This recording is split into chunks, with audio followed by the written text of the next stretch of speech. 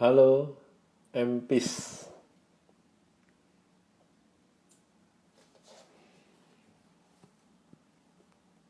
Julian,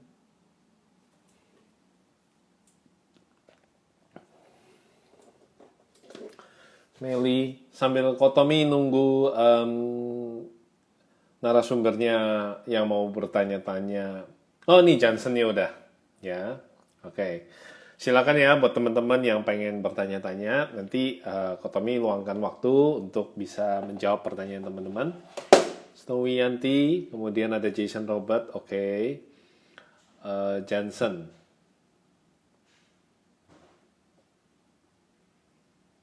Oke.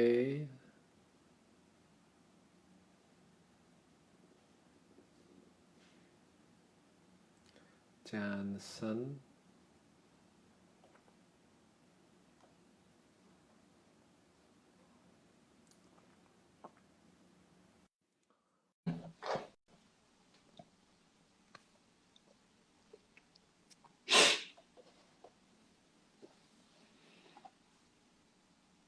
Sambil nunggu Bro Johnson ya.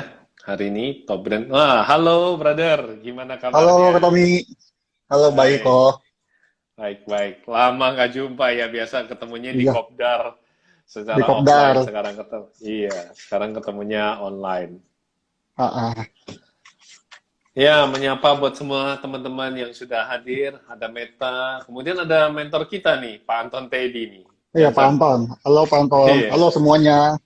Pak Anton, Johnson ini termasuk pengusaha hebat loh Pak Anton. Di kondisi corona sekarang, dia fine-fine aja nih. Wah, dia punya bisnisnya nggak terlalu terganggu ya. Boleh dibagi nggak nih, Amin bro, kok, amin. rahasianya nih, buat teman-teman kita semua. Eh, Kalau Tapi kita tentunya so far itu kebetulan, sebelum sebelum ini kita mulai, tapi kita mesti tahu dulu profesinya brother, bidang yang digeluti gitu ya. Coba boleh di-sharingkan oh bro? iya, halo semuanya. Kenalin dulu, nama saya Johnson, CEO dari PT Windu Kurnia Abadi. Perusahaan kita tuh bergerak di bidang pakan udang, obat-obatan, dan semua peralatan yang diperlukan untuk pembenihan udang. Gitu kok. Oke. Nah, gimana nih di momen corona sekarang kan banyak nih pengusaha yang kena disrupt. Nah, gimana dengan Bro Jansen? Kalau aku sih kayak kebetulan bersyukur sih kok ya di bidang usaha kita nggak terlalu terdampak karena semua customer-customer kita yang tempat pembenihan mereka tetap produksi. Memang yang kita kena dampak di tambak karena kita dengar komplain dari customer tambak-tambak susah untuk ekspor mereka. Jadi kita ada terdampak tapi nggak sampai parah banget terdampak sedikit lah. Hmm. Udah berapa lama Bro menjalankan profesi ini? Maksudnya di bidang ini udah berapa lama? Kalau perusahaan ini sih berdiri tahun 96. Ini kan usaha keluarga, aku ngelanjutin dari papa. Aku mulai masuk ke perusahaan ini tahun 2013. Berarti udah 7 tahun ya. Oh, jadi ini perusahaan keluarga ya? Perusahaan keluarga kok. Ha. Oke. Nah, biasanya kata orang kalau perusahaan keluarga itu biasanya eksistensinya nggak bisa berlangsung lama karena antara visi misi daripada ayahnya atau pendahulunya itu kakek dan sebagainya itu tidak sejalan dengan pola pikir penerusnya, Nah, anak-anaknya, iya. cucunya gitu ya. Banyak family bisnis aku lihat sih memang kayak gitu. Makanya kan sampai ada apa kayak pepatah ya. Generasi pertama membangun, generasi kedua yang menikmati atau membesarkan, generasi ketiga menghancurkan katanya. Iya, itu justru seringkali berlaku di apa, terutama di kalangan orang Tionghoa ya, orang Chinese. Iya. Ya, bro, boleh nggak suaranya atau mungkin handfree atau apa ya? Kok agak-agak ini ya, pecah-pecah suaranya. Teman-teman bagaimana mendengarkan suara saya dan Johnson?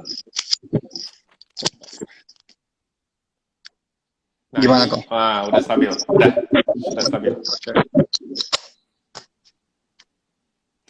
Earpod sebelahnya mungkin coba dipakai aja bro, jadi biar lebih bagus.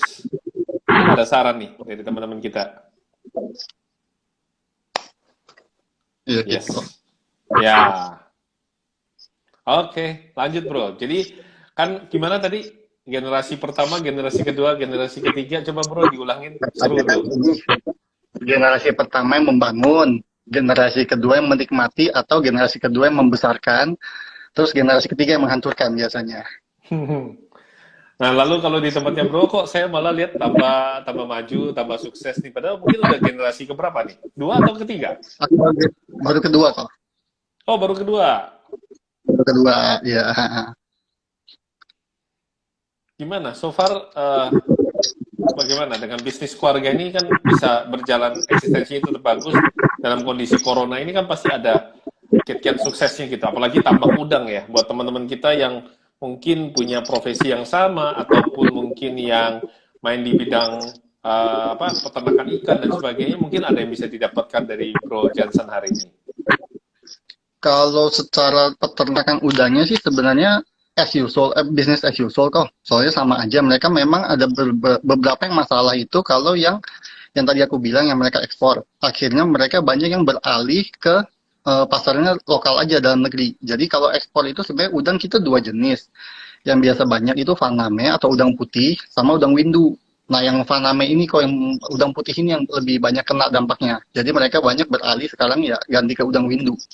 Cuman secara pakan yang dipakai sebenarnya sama, cuma memang akhirnya kan kalau mereka beralih ke udang windu mereka mau jual ada pasarnya, sedangkan kalau Faname kan lagi stop nih, nggak mungkin kan jadi ada beberapa memang ada beberapa stop dulu produksi, tapi banyak yang beralih ke windu.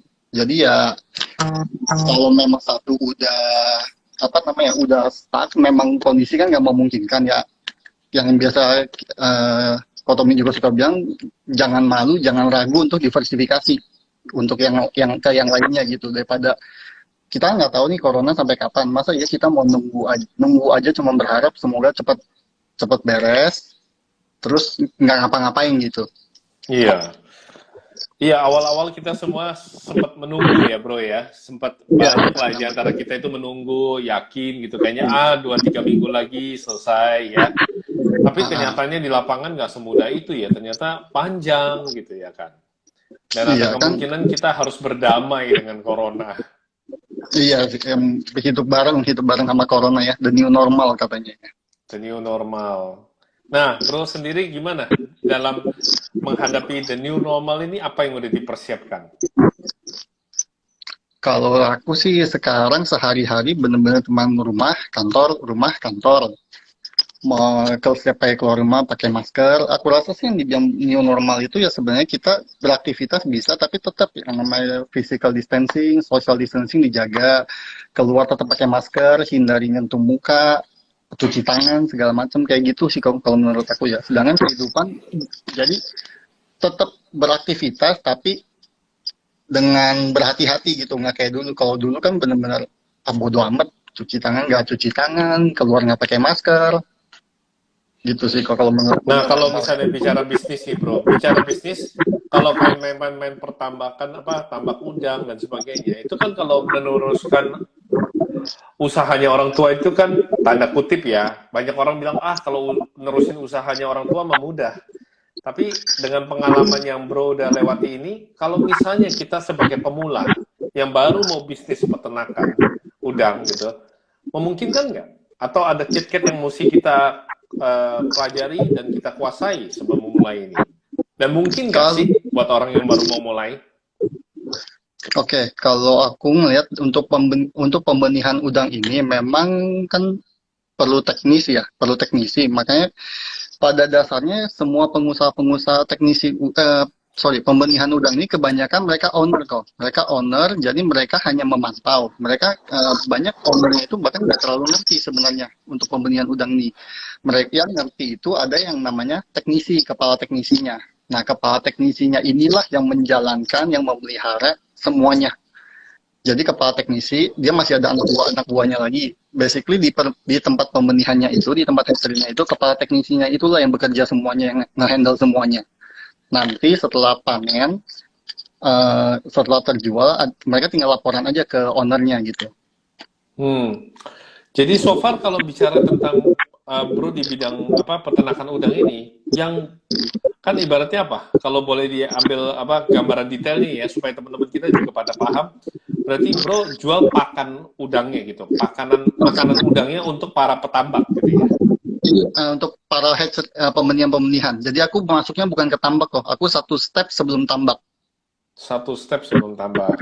Karena Jadi kalau tambak itu udah besar ya fokus di produksi makanannya gitu ya, untuk Iya, udangnya gitu. kita distributor, kita impor. Oh, I see. Jadi berarti klien-kliennya adalah mereka yang di peternakan udang itu, tambak udang itu. Peternakan di pembenihan udang, para teknisinya, para ownernya atau company-company di bidang itu juga sih. Bidang seperti ini persaingan harga jadi masalah nggak, bro? Kompetitornya banyak Ada nggak? kok. Ada ya? Kompetitor ada, memang nggak banyak itu aja. Cuman ya ada. Gitu Dan ya. sekarang sih suka ada pemain baru. Mereka masuk biasanya selalu barang dari China pada umumnya. Cuman pada umumnya banyak yang hit and run. Jadi Banyak yang hit and run. mereka coba aja jual, ternyata bagus maupun nggak bagus, mereka ke depannya mungkin susah untuk masukin lagi karena kan untuk pakan dan kita mau import kita perlu izin ya, ada izin khususnya. Nah banyak sebenarnya terutama yang hit and run itu mereka nggak ngurus izinnya kok. Jadi mereka ya sekali masuk lancar maupun nggak lancar barang itu sudah habis udah mereka stop. Oh, oke. Iya. Jadi nggak usah kecil hati gitu ya. Kalau kadang-kadang kita baru memulai bisnis ini di Indonesia, masih ada banyak opportunity yang bisa kita raih ya. Karena yang masuk ini asal kadang-kadang hit and run gitu ya. Ya, banyak yang hit and run. Sebenarnya kalau di Indonesia sih aku ngerasa untuk sekarang mau bisnis masih bagus sekali iklimnya ya karena yang penduduknya banyak, marketnya besar. Penduduk Indonesia, marketnya besar, penduduknya banyak, itu menjadi satu daya tarik ya. Iya. Oke. Nah, bro, kalau di dalam meneruskan usaha keluarga, ada nggak kiat-kiat ataupun tips-tips di mana saya yakin kalau bro punya cara pandang yang berbeda ya dengan Orang tua. pada umumnya gitu ya. Kan tentu pengen bisnis ini bisa eksistensinya jalan. By the way, ini kayaknya anu loh bro, kamu pakai apa, handphone atau pakai laptop? Pakai handphone kok. Pakai handphone ya? Oh, soalnya ini apa namanya, gaungan suaranya cukup ini. Kerasa nggak di sana, di kupingnya? Di kuping enggak sih, kok ini aku 11 sengaja aku pasang agak longgar. Kalau enggak memang suara aku sendiri nggak kedengeran jadinya nanti. Oh gitu. Iya. Nah ini sekarang jauh lebih baik sih. Cuman nggak tahu bunyi gercek-gercek ini apa ya? Karena WiFi atau kamu pakai ini? Oh Bluetooth Pakai ya? Kamu wifi. pakai Bluetooth ya? Betul. Oh Bluetooth kadang-kadang memang bisa begitu. Iya. Transmitnya. Oke. Memungkinkan nggak pakai handfree? Enggak kok, aku nggak bawa handsfree. Paling coba aku kalau ini ya, kalau misalnya aku dari suara speaker handphonenya aja gimana ya? Coba ya kita tes ya. Soalnya kasihan nih, kayaknya mungkin teman-teman bisa terganggu dengan suara gaung yang ada nih. Gimana kalau sekarang? Iya, jauh lebih tenang sih bro. Tenang ya, udah gini aja kok kalau gitu. Benggel dari Dedi Wijaya Benggel. Oke, nggak apa-apa. Teman-teman sambil ini bisa bertanya-tanya juga ya ke Jansen dan saya. Ini ada yang saling menyapa malah nih. Dedi, kemudian Haryanto. Bro, kan ini berarti terima pembayarannya dalam bentuk dolar atau bagaimana? Enggak kok. Kita bayar ke supplier dolar, tetapi pembayaran kita customer ke kita sih tetap rupiah sih. Oh, oke. Kedepannya kalau misalnya teman-teman pengen kerjasama ataupun mungkin pengen menjalankan usaha ini, bro, ada nggak peluang-peluang yang ada yang bisa dibagikan kepada teman-teman semua? Untuk dunia pembenihan udang paling kita ada tempat sih kok. Tempat untuk pembenihannya kalau misalnya memang ada yang mau coba untuk di bidang ini ya. Iya, sebab kan sekarang tentunya kita tahu ya bro ya, bahwa kondisi seperti sekarang ini banyak orang yang kena PHK, banyak juga orang yang kehilangan pekerjaan, dan mindset mereka kan kadang-kadang mereka nggak mau menyerah, mereka mau usaha. Dan kalau mereka pengen kerja, mungkin ada peluang nggak bro di bidang ini? Maksudnya bekerja atau berusaha atau jadi pengusaha di bidang ini kok? Dua-duanya, bekerja dan juga ini apa namanya sebagai pengusaha di bidang ini. Mungkin dijawab dua-duanya ya. Kalau untuk pengusaha di bidang ini, kalau kondisi sekarang, kondisi lagi corona begini, saran aku sih mungkin kalau memang ada yang mau coba, karena ini kan prosesnya panjang ya, karena mereka perlu ngerti benar-benar ngerti tekniknya, nggak bisa buta sama sekali. Biasanya sih dimulai jadi teknisi kok, jadi anak buah teknisi dulu. Belajar dulu ya, jadi anak buahnya teknisi gitu Belajar ya. dulu, belajar dulu, karena kalau enggak ya ada resiko juga ya, karena pembenihan ini tuh termasuk yang high risk high return kok. Namanya kita makhluk hidup Oke, kan ya. oke. Ini ada pertanyaan bagus, saya tampung dulu dari Julian Pratama MDRT. Tantangannya apa bro sebagai pebisnis generasi kedua? Ya, silakan teman-teman boleh bertanya, saya akan tampung dulu. Nah, kalau mau itu tadi bicara kalau mau sebagai pengusaha maka harus punya skillnya dulu, yaitu belajar dulu. Iya. Nah, kalau mau kerja, memang benar-benar mau kerja gitu loh. Itu masih Kalau terbuka lapangan pekerjaan di bidang ini. Maksudnya eh, menyerap SDM dalam jumlah besar nggak gitu? enggak kok. Di Enggak setiap ya? pembenihan enggak. Mereka biasa kepala teknisi satu, maksimal dua. Untuk anak buahnya itu biasa sekitar mungkin 4 sampai 5, kecuali PT yang besar sekali ya. Cuman PT yang besar kan cuma hanya ada beberapa, mayoritas yang pembenihan itu mereka rumah tangga aja di rumahnya sendiri atau punya sekolahnya kecil-kecilan. Jadi mereka ya anak buah teknis ini nggak terlalu banyak sih kok. Apalagi Ya, kondisi lagi sekarang begini, terutama kalau customer aku banyak yang susah, memang sangat disayangkan mereka kayak banyak yang lagi nggak terima ini sih, kok tenaga kerja dulu, karena mereka sendiri pun ada yang stop produksi, ada yang bela-belain produksi yang aku bilang tadi, beralih ke udang window hanya demi bertahan aja kok. oke baik. Nah ini ada, saya tanya ya, tantangannya apa bro sebagai pebisnis generasi kedua? Tantangannya ya banyak ya sebenarnya ya. Jadi kan banyak orang tuh ngerasa kalau tinggal ngurusin usaha orang tua itu enak, apalagi yang udah jalan, tinggal tinggal nikmatin hasilnya, tinggal jalanin aja. Cuman sebenarnya di satu sisi benar enak, kita tinggal jalanin, tapi kita ada beban jangan sampai usaha ini rusak di tangan kita. Nah, saran aku sih terutama banyak yang aku lihat ya, yang tinggal ngurusin usaha orang tuanya, terutama yang kalau begitu sampai tangan kedua malah jadi masalah, kebanyakan karena terlalu idealis kok. Terlalu Oke, idealis biasanya, terutama nih sekarang orang tua kita zaman dulu kayak papa aku, mereka kan usaha banyak yang nggak ada sistemnya sama sekali. Nggak ada yang namanya laporan keuangan, nggak ada sama sekali, nggak ada pencatatan omset, laba maupun apapun. Nah, banyak yang begitu masuk mereka langsung ngerasa, oh gue bisa nih, ini selama ini berantakan, harus gue rapiin dulu, begini begini begini, bikin sistem begini.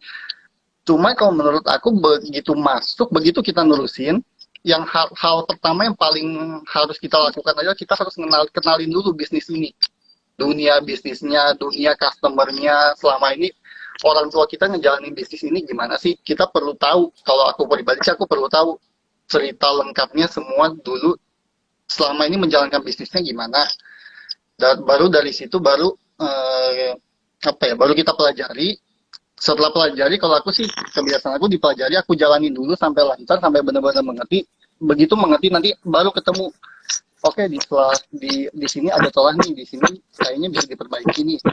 Tapi banyak yang masalah sama orang tuanya adalah pada saat mereka ngotot mau memperbaiki, orang tuanya enggak. Yaitu beda visi, beda pendapat sama orang tua kok. Jadi nah ini tantangannya sih ada. ya tantangannya adalah bagaimana menselaraskan antara visi misi orang tua dengan visi misi kita kan. Ya, intinya Ya, sih kalau menurut aku yang paling penting sih komunikasi sih kok. ya kunci di komunikasi. Nah ini ada pertanyaan lanjutan, bro. mindset orang tua kan mungkin beda ya dengan mindset anak muda penerusnya.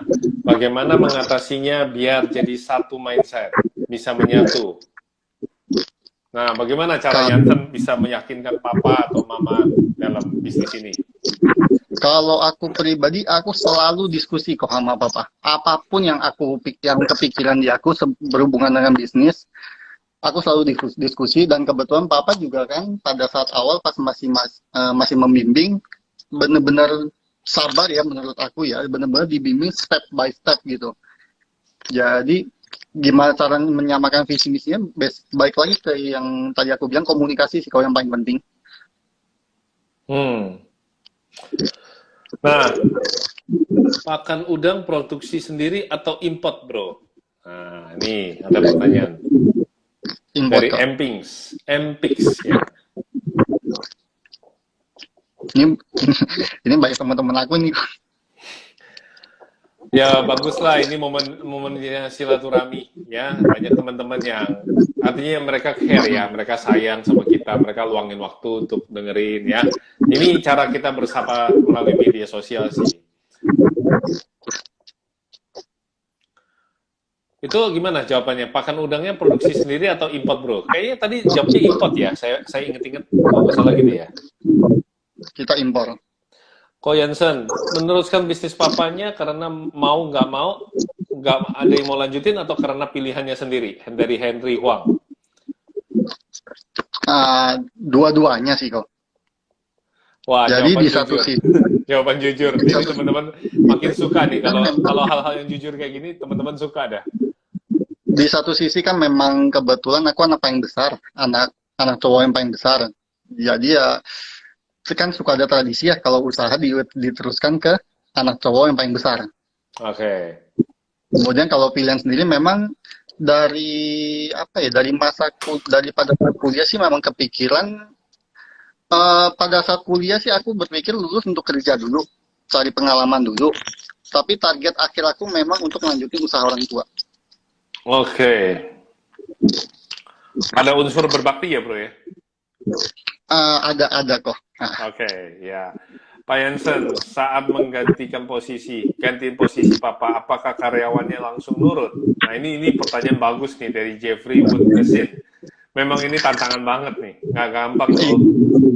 ini enggak. Ini aku pun sampai sekarang kadang masih ada ketemu masalah ini. Bahkan di acara tanya mentor yang aku lupa yang kapan, yang di Puri, aku pun sempat nanya sama Pak Anton untuk tips-tipsnya.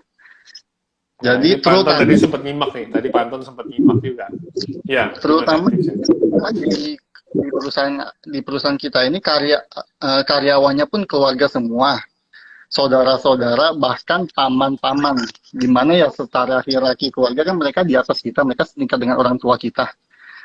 Awal mulanya nggak gampang, sangat nggak gampang ya. Cuma untungnya Papa juga membantu. Jadi pada saat transisi itu Papa juga ada ngomong ke karyawan-karyawan kalau memang ini sekarang aku mulai masuk ke company, mulai belajar di mana akan meneruskan usaha Papa, di mana pada saat awal-awal memang banyak keputusan semuanya masih Papa yang buat. Tetapi seiring waktu semenjak sambil kita belajar, mulai ada hal-hal keputusan-keputusan yang boleh kita yang buat. Aku diskusi sama Papa. Oke, keputusannya oke, aku yang umumkan ke karyawan-karyawan. Nah, terkadang ada keputusan yang kita buat karyawan kurang suka. Biasanya karyawan kita kebetulan langsung bypass ke Papa, nanya ke Papa. Nah, untungnya Papa bisa menjelaskan ya, keputusan ini memang sudah didiskusikan. Jadi bukan keputusan pribadi aku sendiri, hasil diskusi aku sama Papa juga. Jadi ada yang sifatnya bypass, tapi karena kamu punya satu kekuatan di mana komunikasimu dengan ayah itu lancar, maka disitulah ada jalan keluar. Yang paling bahaya adalah komunikasi kalau nggak lancar. Iya, itu sangat membantu sih. Karena kan terutama banyak orang tua yang pada saat minta anaknya mulai meneruskan usahanya, mereka masih nggak terlalu percaya untuk melepas sepenuhnya sama anaknya. Jadi terkadang mereka bahkan nggak punya keberanian untuk kasih power ke anaknya untuk membuat keputusan. Kebetulan untungnya papa aku mendukung banget sih kok. Oke. Pak Jansen, bisa ada peluang nggak untuk home industry dari Arian Toleon? Ya. Oke. Untuk home industry, kalau di kota enggak, karena ini harus di daerah-daerah, terutama di pinggir laut. Nah, kalau yang di pinggir laut itu, selama yang paling penting punya kolamnya, punya akses untuk ngambil memasukkan air laut ke kolam itu bisa. Oke. Gimana cara komunikasi dengan orang tua? Biasa beda generasi menjadi cukup tantangan komunikasinya. Nah, kan tadi Bro bilang tentang komunikasi. Tapi kan cukup menantang ketika terjadi adanya beda generasi karena beda umur yang terlalu jauh, ini kan juga jadi tantangan. Bagaimana cara komunikasinya, Bro? Kalau aku sih kebetulan dengan intinya sih menurut aku terbuka sepenuhnya ya kalau aku ya. Jadi benar-benar kita punya ide apa, kita diskusikan dengan papa. Papa kan kalau misalnya biasanya tantangan kalau kita punya ide A ternyata papa pemikirannya B. Nah, pada saat itu baru kita diskusikan sebenarnya setiap pemikiran yang kita punya kan ada pasti kita punya pendapat seperti ini termasuk orang tua juga. Jadi ya pada saat diskusi itulah dilihat sebenarnya sih banyak. Kalau tujuannya visi misinya memang satu, misalkan demi kebaikan perusahaan, biasanya nggak bakal beda terlalu jauh sih kok. Pendapatnya gitu. Artinya ada big picture-nya atau big purpose-nya lah yang membutuhkan kesamaan bersama-sama dukungan ya. Jadi diajak untuk sama-sama dukung gitu ya. Walaupun pandangan yang lama maupun pandangan yang baru, selama itu goal-nya untuk tujuan kebaikan yang satu, maka ini bisa diselaraskan gitu ya. Ya, terus kalau satu lagi nih kok, kalau aku sih biasanya kalau berdiskusi dengan papa, kalau pada akhirnya benar-benar kita merasa pendapat kita yang paling benar nih, tapi papa tetap pendapat dia yang paling benar, kita kan pasti dengar alasannya.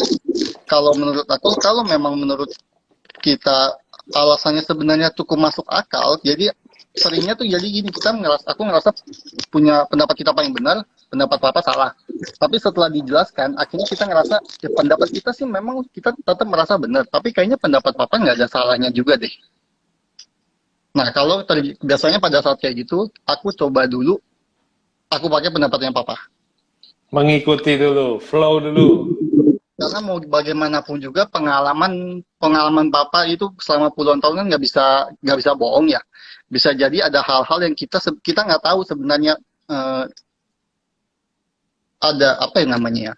Kita nggak tahu sebenarnya kalau keputusan papa itu ada didasarkan dari perhitungan-perhitungan dari pengalaman-pengalaman dia yang lama gitu. Nah, betul. Kalau aku ikutin dulu pendapat papa, kita lihat nanti hasilnya gimana. Kalau ternyata hasilnya memang bagus, ya berarti nggak salah kan pendapat papa. Tapi kalau hasilnya ternyata memang salah, bukan kita juga, bukan hanya kita yang melihat efek dari keputusan itu. Papa sendiri kan juga ngelihat, oh ternyata memang keputusannya kurang benar.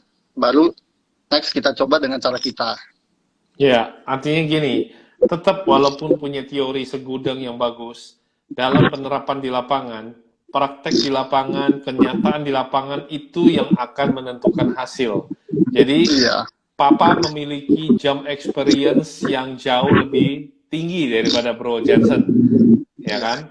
Ini bukan tentang kepintaran, tetapi bagaimana kita memberikan satu pengabdian, kita berbakti pada orang tua, karena kita juga selain menghormati, kita juga meyakini bahwa kondisi di lapangan kadang-kadang berbeda dengan teori. Dan ketika kalau itu masih bisa dijalankan, ya kita cenderung akan improve kan, membantu menambahkan. Tapi bukan berarti kita menentang. Kecuali kalau sampai itu memang dilangsungkan masih efeknya buruk, nah mungkin nanti kita akan mengkalkulasi ulang, lalu ceritakan kepada papa bahwa ini loh Pak, kenapa terjadi kegagalan? Andai kata dipakai rumusnya saya seperti ini, kemungkinan besar yuk kita coba dan akan jauh lebih baik. Nah itu dia akan lebih terbuka untuk mengerti. Betul. Oke, saya lanjutin ya. Berapa lama penyesuaian transisi SOP dari zaman old ke zaman now? Dari Kevin Sutandi. Nah, kebetulan di perusahaan kita dulu sebelum aku masuk, kita nggak punya SOP sama sekali. Wah, nggak punya SOP. Oke. Oke, jadi ya sekarang mulai kita buat SOP-SOP-nya. Cuman gimana ya? SOP nggak punya SOP tapi bukan berarti nggak ada standarnya harus harus gimana ya. Sebenarnya ada dari orang tua ke karyawan udah bilang kamu contoh nih, kalau kamu posisi sales, kamu pegang daerah ini, tugas kamu gini begini begini begini begini. Setelah itu dilepas. Cuman masalahnya adalah selalu di pada dasar laporan. Pada dasar laporan selama ini jadi dari sales itu di lapangan ada apa? Telepon Hmm. begini begini begini begini. Hmm. Jadi sampai ketemu masalah kadang apa ya? Kadang bingung mereka, langsung bingung bener-bener masih diarahkan lagi gitu sama papa. Nah kalau sekarang sih aku mikir karena banyak pertanyaan-pertanyaannya itu sebenarnya berulang-ulang aja. Jadi entah sales daerah A nanya ini, entah berapa bulan kemudian atau berapa minggu kemudian ternyata sales daerah B tanya hal yang sama. Nah, sekarang makanya aku bikin karena sebenarnya pertanyaan-pertanyaan itu aja dan hal-hal yang mereka lakukan sebenarnya udah jelas. Jadi ya sekarang sih aku bikin SOP-nya aja sih. Setiap kali pertanyaan-pertanyaan mereka tanya, aku catat jawabannya apa, solusinya apa, aku catetin juga. Setelah dirapikan semuanya aku blast ke semuanya. Jadi kayak ada petunjuknya gitu loh. Nanti kalau misalkan di lapangan ketemu masalah ini loh petunjuknya. Udah pernah ditanyakan sama ini, solusinya adalah begini. Nah, kalau ternyata ada hal-hal yang nggak ada di list itu, ada pertanyaan-pertanyaan yang nggak ada di list itu, mereka tanyakan lagi, aku tambahkan lagi ke list itu. Jadi list itu selalu diupdate terus supaya data-data SOP, data-data pertanyaan, solusi untuk karyawan-karyawan tuh selalu nambah terus gitu. Oke. Jadi artinya Bro merapikan SOP-nya gitu ya. Hal-hal yang Ya, dulu yang tidak dilakukan oleh ayah, sekarang Bro memperlengkapi. tapi iya. Tantangan generasi kedua adalah percepatan, menjadi lebih masif lagi. Gimana strategi memperbesar skill dan knowledge dalam bisnis ini? Dari Julian Pratama lagi. Kalau di bisnis ini, aku sendiri masih tetap sampai sekarang masih tahap belajar. Karena menurut aku sih, kalau untuk perusahaan kita sendiri, basically kita hanya dagang. Kalau hanya dagang itu sebenarnya kan gampang, kita tinggal jual aja. Tapi kalau aku pribadi, yang menurut aku penting untuk dipelajari adalah dunia pembenihan udangnya sendiri, yaitu customer-nya sendiri. Makanya aku sekarang, aku tambahin lagi ya, aku banyak minta untuk karyawan-karyawan aku, terutama para sales, tolong kalau di lapangan ketemu masalah apa, maksudnya kalau customer ada masalah apa, tolong dicatat semua dan tolong diceritain ke aku gitu. Karena itu bahan bahan aku untuk belajar juga. Hmm. Jadi ya kalau kalau bagi aku sendiri sih aku belajarnya aku terus nambah ilmu untuk dunia pembenihan udang ini, terutama di customer sih ya. Jadi masalah-masalah apa aja sih yang customer hadapi? Kalau misalkan mereka nggak cocok dengan produk kita, sebenarnya kenapa sih masalahnya? Karena alasan mereka macam-macam. Contoh nih kok, banyak orang Hmm. ngerasa selalu semuanya back to harga, harga, harga. Yes, Nah itu selalu harga, ya. selalu harga, selalu berpikirnya ya memang paling cepat kan harga murah, customer pasti beli. Tapi ternyata Hmm. pernah ada kejadian di Sabang aku yang di Lampung, nggak kayak gitu kok. Aku Ya. nanya, aku ngobrol sama sales yang di Lampung itu sebenarnya kenapa customer-customer kok ada yang nggak mau pakai produk kita gitu. Kalaupun pakai Hmm. sedikit. Alasannya yang nggak diduga adalah karena produk kita murah harganya. Jadi mereka Hmm. ngerasa karena produk kita murah, berarti kualitasnya jelek. Oke.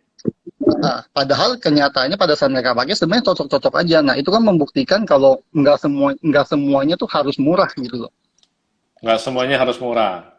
Semuanya harus murah. Kadang tuh makanya eh, alasan-alasan customer itu kadang kita nggak bisa duga sih. Kayak customer bilang produk kita, alasan nggak mau pakai karena produk kita terlalu murah, itu pun aku kaget sih pada saat aku tahu alasan itu ya. Ya, tapi kan memang jenis produk yang Bro bikin ini kan tidak terlalu apa ya, eh, tidak terlalu umum, boleh Iya, dibilang ini memang bahkan cenderung spesifik karena hanya untuk, ya kan, bukan iya, makanan-makanan yang sifatnya umum gitu ya. Ternaknya iya. pun udang doang. Nah, price untuk sensitifnya tuh sebenarnya karena barang ini spesifik juga, itu kemungkinan price sensitifnya nggak terlalu terasa ya. Atau mungkin justru terasa, tapi bro bisa bikin diferensiasinya. Maksudnya bisa mempertahankan harga ini dengan cara apa gitu loh. Tergantung market kok. Tergantung Tergantung daerah karena market. behavior dari customer setiap daerah-daerah itu beda. Kayak case yang tadi aku cerita itu kejadian di Lampung. Bertolak belakang dengan kejadian di Jawa Timur, di mana di Jawa Timur itu sangat sensitif terhadap harga. Jawa Timur sangat sensitif terhadap harga. Oke. Artinya Harga. pelajari market ya, pelajari market dulu. Pelajari market karena apalagi kita kan masuk ke satu Indonesia. Satu Indonesia itu marketnya sifatnya beda-beda. Concern mereka beda-beda. Ada yang peduli dengan harga, ada yang peduli dengan kualitas, ada yang penting barangnya ada semahal apapun mereka mau. Oke, berarti ini menarik nih. Nah, ini yang kadang-kadang teman-teman kita lupa, bro. Bahwa di Indonesia ini ya memang marketnya luar biasa. Tapi ciri khas, bahkan budaya dan juga apa ya, karakter daripada setiap daerah itu beda-beda kan. Yang tadi Bro Beda-beda, Jensen betul. cerita itu. Iya.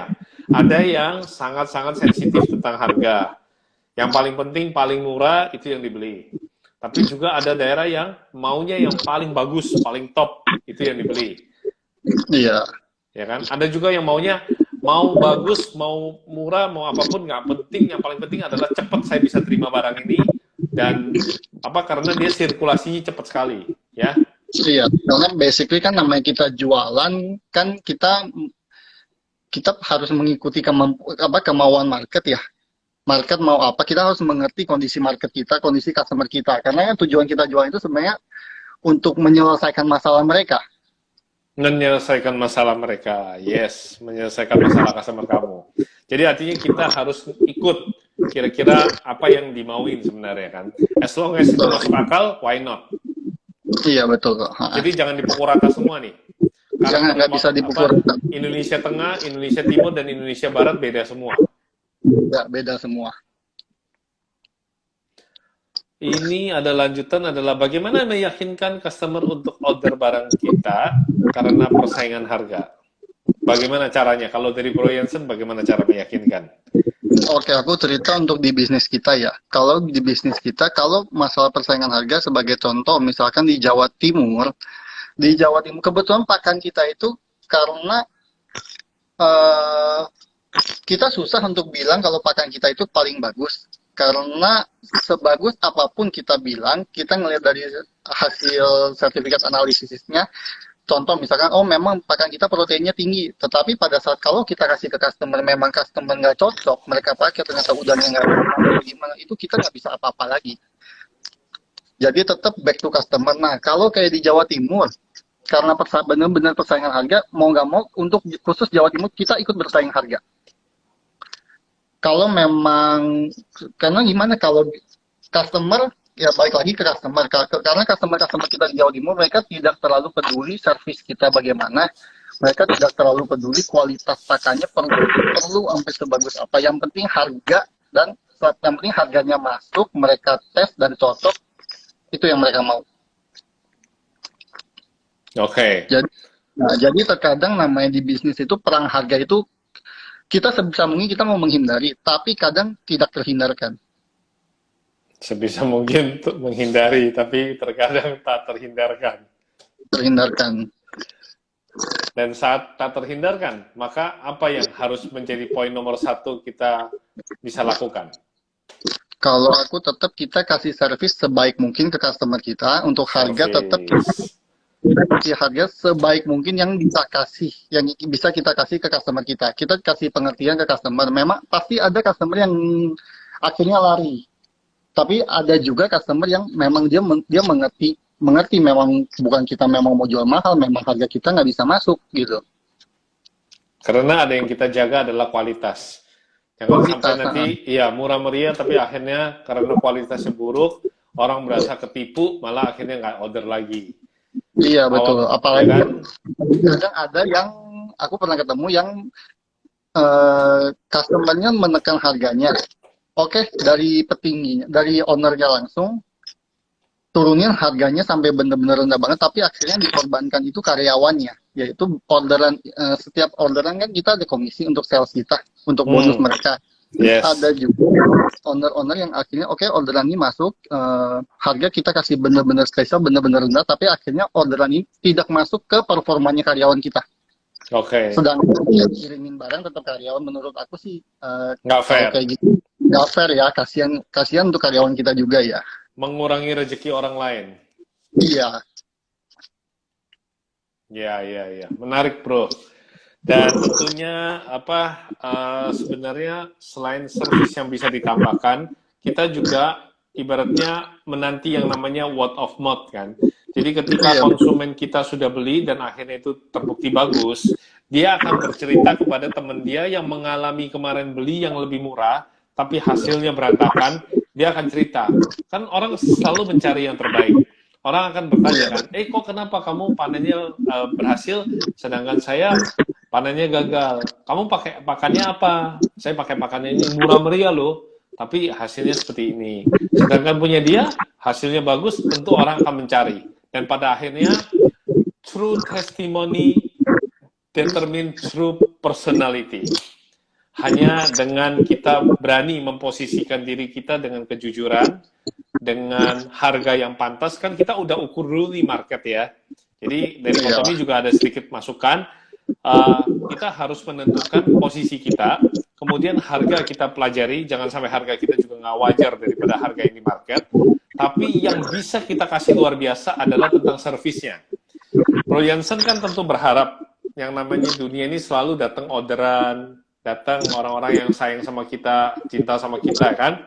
Tapi itu bisa bro kontrol nggak? Bisa nggak? Bisa dikontrol nggak kayak gitu? Nggak bisa kan? nggak bisa. Nggak bisa. Tapi sekarang, kalau bro mau kasih excellent service, bro mau kasih satu bentuk jalinan persahabatan, kalau nanti order seperti ini, kita akan bantu memperhatikan, kita kasih solusi, kita mungkin punya channeling-channeling tertentu yang bisa kita kasih solusinya kepada partner yang beli barang ini, tentunya akan membuat dia merasa begitu, apa ya, tercukupi, senang, berbelanja dengan bro, ini kan akan memberikan apa coba? Dampak efek berkepanjangan kan? Continue Betul. persahabatannya kan jadi pelanggannya itu bisa bagus. Jadi yang bisa kita kasih adalah service kita. Service itu unlimited, ya kan? Jadi nggak perlu ngurang-ngurangin harga, tapi ngasih kita punya service dan itu nggak ngerugiin. Setuju ya bro ya? Setuju kok, ya. Karena itu Oke, kejadian di cabang kita di Besuki Situbondo kok. oke. Service kita di situ sangat memperhatikan customer kita, sangat memperhatikan service. Jadi benar-benar customer mau order jam berapapun kita antar. Sampai customer kadang sudah selesai panen nih. Mereka biasa kita sebut pengeringan. Mereka istirahat dulu, pengeringan baknya dulu seminggu. Mereka mau ke Surabaya, sales kita pun kita temenin. Antar mereka ke Surabaya, temenin mereka, Wow, mereka mau jalan, mau apa. Akhirnya ya. memang ada tim, ada apa namanya, ada baiknya. Jadinya pernah kita ngambil barang dari distributor lain. Ini kebetulan bukan barang kita ya. Kita ngambil barang dari importir lain, di mana importir itu pun menjual sendiri ke lapangan. Jadi kita jadi resellernya mereka, tapi mereka sendiri mereka jual ke lapangan. Nah, mereka potong jalan, kebetulan mereka potong jalan di Besuki itu, di situ Bondo itu. Kita misalkan kita jual harga, kita sebutlah misalkan kita jual 500, mereka kasih kita harga 400. Kita jual ke customer misalkan 450, mereka bisa potong jalan, mereka jual ke customer harga 400. Dengan barang yang sama, otomatis kalau kita berpikir kan customer pasti mau ngambil ke mereka dong. Barang yang sama persis, ada yang lebih murah, kenapa mereka harus ambil yang lebih mahal? Cuman, Oke.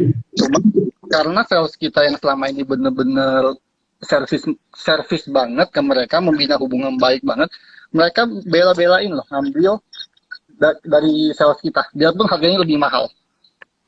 Oke.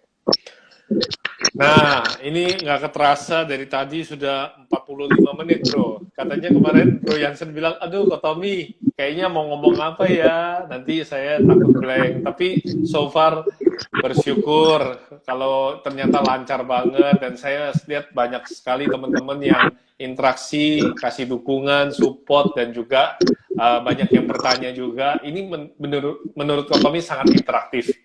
Dan kita sama-sama kasih ya kesempatan 15 menit ya, yang tersisa waktu ini untuk teman-teman kita yang mau bertanya ya, Bro Yansan. Tolong nanti di komennya silakan kasih tahu pertanyaan ini mau ditujukan ke Kotomi atau Yansen. Nanti jadi bisa. Kalau misalnya ditanyakan ke Yansen, Kotomi bacain. Tapi kalau ditanyakan ke Kotomi yang Yansen yang akan bacain. Ini ada pertanyaan dari Bella Gio Blessing. Kok boleh tahu nggak service-service apa saja untuk mempertahankan customer supaya terikat dengan kita dan selalu repeat order? Berhubung hari ini narasumbernya adalah Ko Yansen, coba Ko Yansen yang cerita deh, gimana nih caranya, service apa yang harus dikasih? Kalau di bisnis kita, service yang utama kita kasih pengantaran. Makanya kita untuk di daerah-daerah yang memang customer kita di situ, kita bela-belain kita buka cabang di situ. Jadi kalau misalkan customer mau order, bisa langsung kita antar. Karena memang istilahnya kayak benar-benar kayak tetangga gitu. Oke. Jadi satu terutama pengantar yang cepat, karena terutama di dunia pembenihan udang ini kan mereka yang memang kalau udah mau lagi waktunya makan mereka perlu secepatnya gitu, nggak bisa kita tunda-tunda lagi. Yeah. Kedua, terus jangan perhitungan dengan customer. Jangan terlalu untung rugi. Jangan misalkan karena kita cuma jual plus, customer misalkan tolong dong bantu cariin ini. Bantu nanti kalau misalnya udah ketemu kasih kontaknya ya ke saya gitu. Nah, ada orang-orang yang cenderung males gitu karena itu kan istilahnya di luar job desk mereka ya, dan nambah bikin mereka repot. Jangan pernah perhitungan dengan customer, karena kalau kita nggak perhitungan dengan customer pun nggak bakal terlalu perhitungan dengan kita. Oke.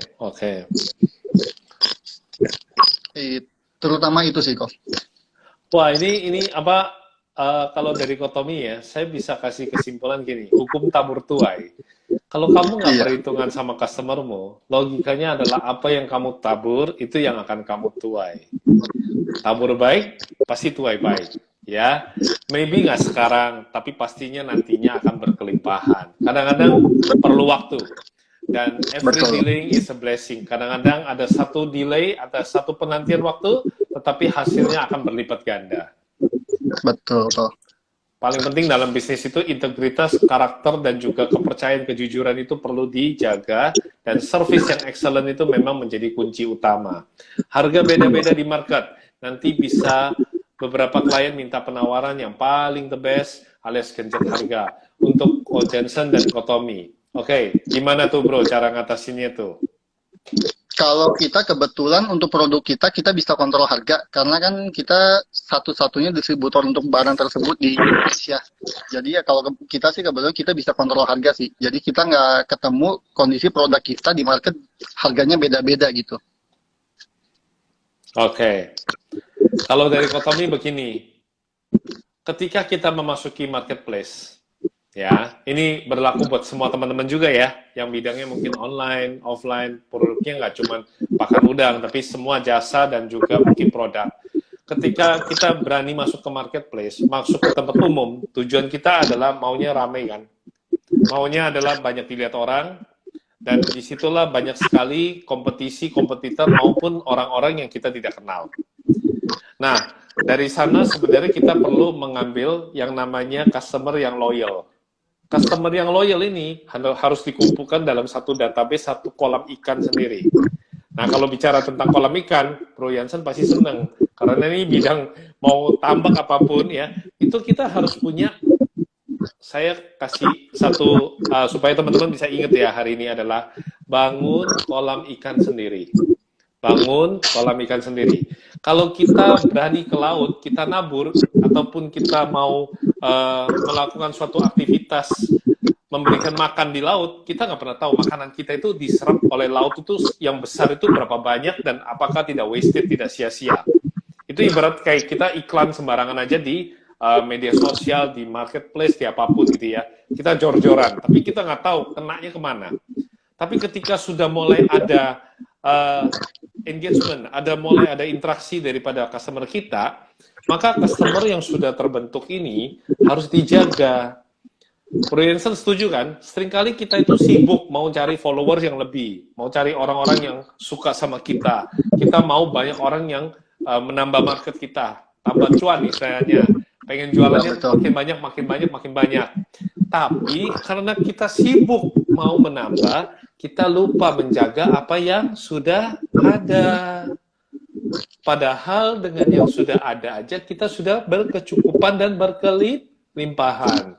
Masalahnya keserakahan kita yang membuat kita pengen more and more, lebih, tapi kita nggak punya kontrol, kita tidak punya kekuatan, kita tidak punya fondasi, dan juga punya sistem yang kuat untuk mengontrol laut ini. Berbeda kan? Tambak sendiri, kolam sendiri, dengan kamu menebar di laut. Iya. Ya kan? Kecuali kalau memang teman-teman tadinya dari punya kolam sendiri, lalu berkembang, sekarang jadi punya tambak sendiri, makin besar rezekinya, dan ketika sudah punya kolam, punya pengalamannya, kemudian punya sistemnya yang bagus, untuk bersiap punya tambak, ketika sudah punya tambak, katakanlah 100 tambak, lalu mendapatkan opportunity, dikasih oleh pemerintah atau apapun untuk mengelola satu area laut gitu ya, ada batasannya. Nah, itu kan namanya punya kolam sendiri, punya tambak sendiri, punya laut sendiri, itu berbeda. Dibanding kita main asal cemplung diri ke lautan yang gak jelas, ya kan? Iya, betul. Iya, jadi seringkali sama. Ini berlaku di dalam perdagangan apapun jasa aktivitas sosial kita. Kita itu seringkali belum apa-apa, pokoknya kita itu mau blasting, kita mau pakai Instagram Ads, Facebook Ads untuk pokoknya promosi. Tapi aneh, ketika sudah keluarin duit, sudah bayar, targetnya udah di set semua, tapi tiba-tiba ditunggu-tunggu nggak ada orderan. Nggak ada orderan. Padahal dulu jualan di WhatsApp group, rame banget yang beli. Rame banget yang beli. Pertanyaannya kenapa coba? Ya karena kita memang belum pelajari ilmunya, belum punya mentornya, belum punya tahu solusinya, lalu kita hanya berbasiskan uang, kita promosi, dan yang akhirnya kita boro-boro mendapatkan, yang ada malah kita tekor. Jadi sekali lagi tentunya kita bisa pelajari dari Jansen juga, karena bangunlah kolam ikan sendiri. Jaga customer yang sudah ada, terus menaikkan kualitasnya, sampai para pelanggan yang sudah ada ini, dia yang bercerita kepada orang lain, dia yang menceritakan dari mana source dia bisa dapatkan barang-barang ini, barang-barang produk berkualitas yang bagus, dan ketika bukan kamu yang cerita, tetapi orang lain yang cerita, yang mendapatkan kebaikan dari kamu, dia ceritakan kepada followersnya dia, kepada klien-kliennya dia, itu jauh lebih mudah, bukan, Jansen? Iya, betul kok. Itu sama marketing sih. Iya, sama kayak orang asuransi. Kita kadang-kadang pengen nawarin supaya punya asuransi, supaya punya peluang selamat, punya polis asuransi kan sehat, bisa aman, kalau sakit ada bisa obatin, kalau meninggal ada uang yang bisa dikasih kepada keluarga. Kita punya niat baik, bro. Tapi cara kita jualannya di dalam grup itu cara kita salah. Belum apa-apa, belum masuk ke rumah orang, belum ketok pintu, kita sudah langsung dengan copywriting, dengan foto, dengan video, tapi kita nggak tahu kalau orang itu ilfeel gitu loh. Kita nggak dalam wadah yang tepat. Ya kan? Beda kan? Kalau misalnya sekarang Tommy posisikan saya sebagai agent asuransi, maka saya nggak lakukan hal-hal yang seperti ini. Ini namanya mencederai perasaan orang lain. Masuk dalam WhatsApp group nggak ada sopan santun langsung blasting gitu, enggak. Tapi saya akan menghubungi teman-teman baik saya. Ya, ini andai kata saya adalah seorang agen asuransi. Saya akan hubungi Jansen, teman baik saya. Saya ceritakan, Jansen, sekarang saya habis dikena PHK, gak ada kerjaan, lalu sekarang saya mulai sebagai sales insurance, ya kan? Saya financial planner, saya pengen ceritakan bagaimana bagusnya kalau Anda punya polis seperti ini. Nah, karena Jansen adalah teman baik saya yang saya sudah bangun, build trust-nya sudah bagus, kemungkinan Jansen beli nggak? Beli. Nah, ketika Jansen sudah beli, itu ada dua faktor. Dia beli karena terpaksa, mengingat namanya juga hubungan baik teman, atau memang dia beli karena butuh. Nah, yang kita perlu lakukan adalah di nomor duanya. Pastikan dia beli karena dia butuh, dan kita terus-menerus memberikan satu kebaikan. Kita follow up, dan ketika Jansen ini, misalnya tanda kutip, mengalami masalah, sakit, ataupun mengalami klaim asuransi harus dilakukan. Biasa, bro. Setuju nggak? Banyak sales asuransi pintar menjual, tapi tidak pintar follow up. Banyak Betul, sales asuransi taunya cuma jualan, kita udah beli, tapi kita dikecewain. Pas kita kena masalah di rumah sakit, kita kelimpungan, nelpon dia, nomornya udah ganti. betul, betul. Jadi integritasnya, karakternya nggak dijaga. Mengganti-ganti nomor telepon itu tidak baik, karena klien Anda itu ada di telepon Anda. Saya rasa papanya Jansen nggak pernah gonta-ganti nomor sekian tahun. Nggak pernah kok. Nah, ini hari ini kita mengingatkan kembali gitu loh, bahwa kadang-kadang karakter integritas itu semua dibangun dari bagaimana kita build trust, membangun kepercayaan.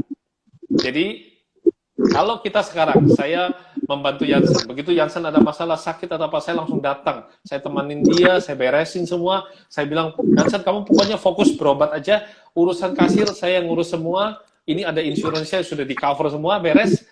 Pas Jansen sudah sembuh, kira-kira nih, ada teman-teman dia yang datang, Jansen kamu sudah sembuh sekarang. Gimana kemarin di rumah sakit? Wah, saya itu pakai asuransi ini. Saya hubungin Kotomi, beres semuanya. Saya cuma tinggal berobat, beres semuanya. Saya sembuh kembali. Oh iya, ngomong-ngomong, lo orang boleh deh, nih gue kasih kontaknya Kotomi. Lo orang ambil deh. Terus karena itu adalah bos, dia punya staff 10, 10-10-nya semua beli sama kamu. Kira-kira terbuka nggak pintu rezeki kamu? Terbuka sekali itu. Ya kan? Jadi tentunya ini mungkin kisah yang sangat sederhana, tapi kadang-kadang terlupakan. Dan di momen seperti inilah, di momen corona, kadang-kadang kita bisa sedih. Bahwa kondisi ini ada banyak teman kita yang kena PHK, teman kita yang kehilangan pekerjaan, tapi kita nggak boleh menebarkan ketakutan, kita harus mengambil waktu untuk menebarkan kebaikan, menebarkan senyum, dan menguatkan dan meyakinkan teman-teman kita bahwa kita bisa mengatasi corona ini dan segala sesuatunya akan baik-baik saja. Nah, ini tersisa mungkin sekitar 2 menit. Tentunya terima kasih Jansen hari ini sudah berbagi. Di awal-awal kemarin sempat Jansen bilang sama Koko, gimana nih saya takutnya blank dan sebagainya, ternyata you nggak blank, sama sekali, luar biasa bro, lancar banget, 45 menit terlewati dengan baik. Aku sampai tadi masih blank kok. Pas sebelum aku mau ngomong apa nih, mau share apa ini ya nanti ya.